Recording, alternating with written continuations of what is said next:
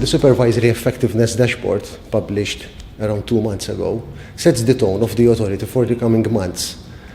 In the dashboard, we are essentially introducing a certain level of transparency and accountability for the simple reason that there we have put in our key KPIs. Number one, the capacity building efforts, the number of employees we are employing within the compliance areas, but also within our operational areas. In the other graphs, we also show, for example, the number of on-site inspections we are conducting, comparing our performance with previous years, and also the target that we have for this year. For example, for this year, we have set a target of 350. Up until the end of June, we would have performed more on-site inspections than we did the whole of last year. And that is also shows the progress that the authority has made through its capacity building efforts. We're also showing, for example, the number of enforcement actions that we are taking.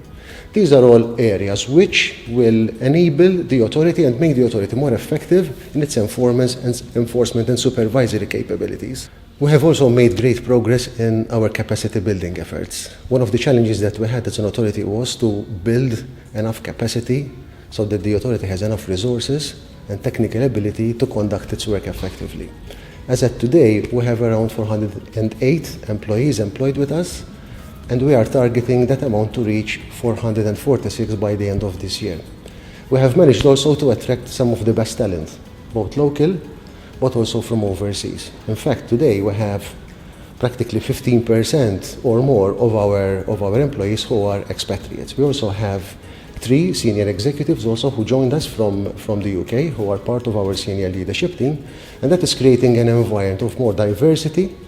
The authority is becoming more international because expatriates bring with them certain cultures and certain different way of doing things, and that is obviously creating a very, I would say, dynamic approach in our activities. But supervisory effectiveness and enforcement effectiveness is just one part of the story. We also need to think and act long term. And sustainability has to be one of the key themes which will propel the authority forward. What do I mean by sustainability? Sustainability is about creating and strengthening the organization, strengthening the jurisdiction to put it on a very sound footing so that it grows in a sustainable way.